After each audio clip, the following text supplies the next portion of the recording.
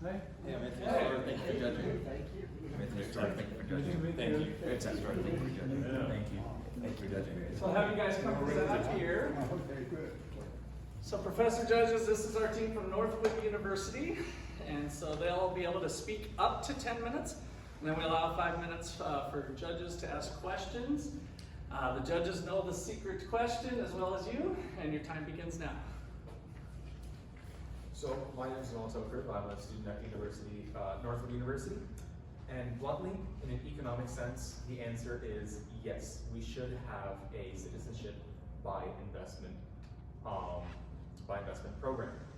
So the economic benefits, of course, include creation of jobs. These are high-skilled, high-net-worth individuals that aren't here to find part-time jobs or full-time jobs working for someone else. They're here to create businesses, create jobs, opportunities for not just other immigrants, but for Americans as well. So America gets a big benefit from this. In addition to that, there's also growth in GDP as long as they're producing in the States. This also jumps over any trade barriers, which could be negative for American citizens and American taxpayers. Generally, this means cheaper products coming from those businesses. So in addition to GDP growth and economic growth, you also get a reduction in prices in these services and goods that these high-skilled, high-net-worth immigrants produce once they come here in the States. So in an economic sense, yes, we should have a program like this. Aside from the economic benefits, we also need to consider the political and philosophical implications of having citizenship by investment. Firstly, from a philosophical standpoint, let's think about the Declaration of Independence. Every person is created with equal dignity and unalienable rights. In that regard, every person is entitled to the same rights. There's a potential moral hazard here in that you're discriminating against the lower classes in foreign countries because they are unable to purchase entry into the United States. So we must approach this issue with intellectual humility. So firstly, to lay the foundation, we need to consider what John Locke said about natural rights. Every person is entitled to life, liberty, and property. In that regard, liberty, you're potentially preventing people from having the same liberty because you're giving preference to the upper class. Because if someone in a foreign country in a lower class doesn't have enough capital to purchase capital by investment, they wouldn't be able to enter in. Thus, you have created a moral hazard. Furthermore, from a political perspective, you need to consider the benefits and disadvantages of having citizenship by investment. Firstly, the benefits. Now, it's well known that when you have a welfare state, immigrants can be particularly taxing to this. However, not in this situation.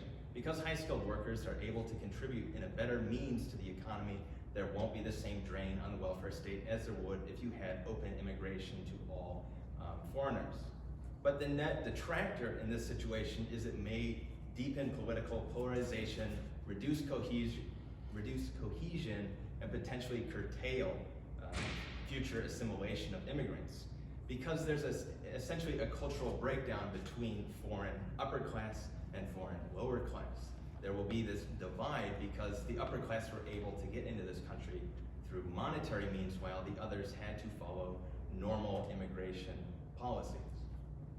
So like Anthony mentioned, there could be possible philosophical and political hazards. So when evaluating if a citizenship by investment program will actually benefit the United States, we have to factor in how much benefit the individual is actually providing. So when implementing this program, you need to make sure the United States is getting out of it what they're putting. You would do this by taking the individual and evaluating them on 3 different bases. First would be interest. Why do they want to come to the United States? What are their intentions? How long have they wanted to? And what do they want to do when they get there? The second is investment.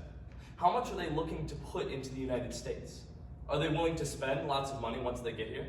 Are they looking to directly invest in United States businesses? And if so, how much? And the third is time. How quickly are they looking to invest in the United States? Are they investing money before they arrive? Are they investing during a 5-year process? Or are they slowly offloading and spending money to the United States economy? When weighing these 3 different factors, you have to find out if the United States will directly benefit from this citizenship. especially when considering the philosophical and political hazards. If we allowed any individual with a high net worth to simply jump the line, this would create multiple issues, both philosophically, politically, and economically. It's important to evaluate each individual factor and then be willing to create a contract that the United States would enforce before citizens ever accept a CBI program. That being said, when evaluating all relevant factors, it almost always makes complete economic sense for a country, especially like the United States, to implement a citizenship by investment program. Thank you. Thank you. I do have a question. For this CBI program, I know other countries, they already implemented in the past, such as Canada, maybe more other countries. Do you think that Canada's their prototype and we can borrow and look at it? There's a pros and cons, and would that be benefit to US?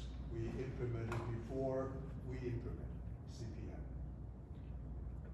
Yeah, I think it's a great idea to take inspiration from what other countries are doing with similar sort of programs and sort of investments.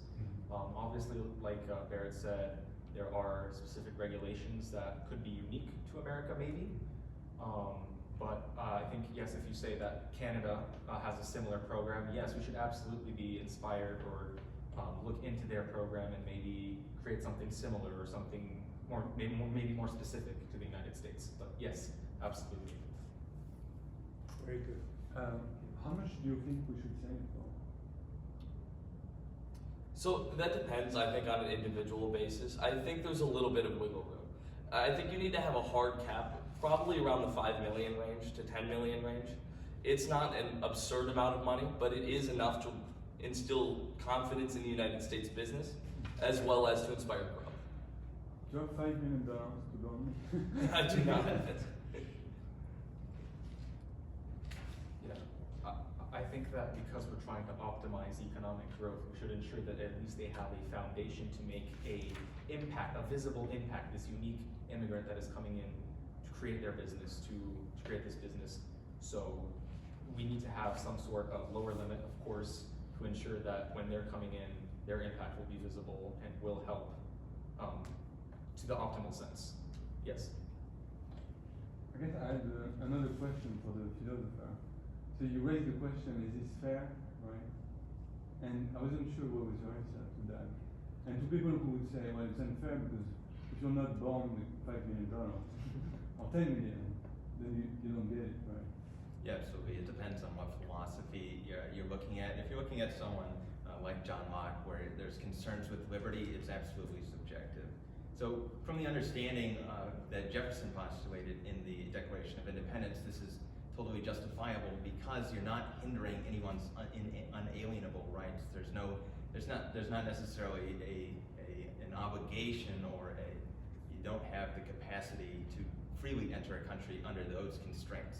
Whereas when you're looking at another classical liberal philosopher like Locke, there are necessarily some constraints that may prohibit someone from doing that, in which case there is a moral hazard.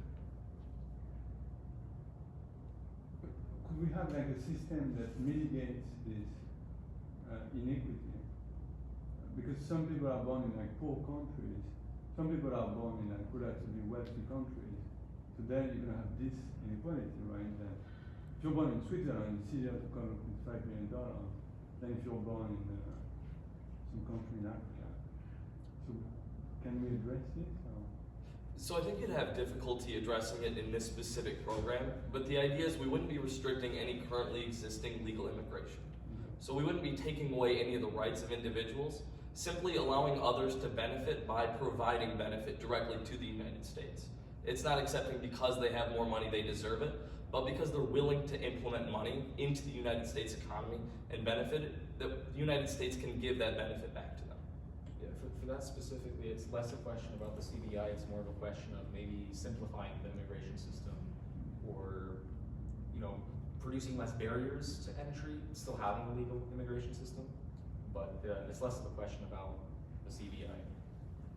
Yes? in your view, would this be open to anyone who had the means and met your conditions of what is the benefit from the individual?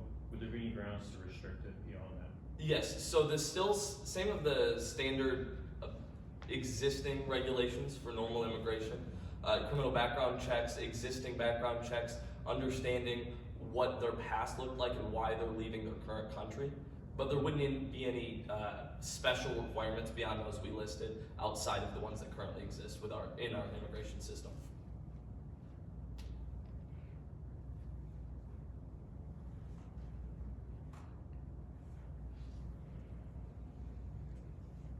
If there's no more questions, yeah, we can call it to a close. It's All right, time. thanks for. Thank you all. Thank you so much.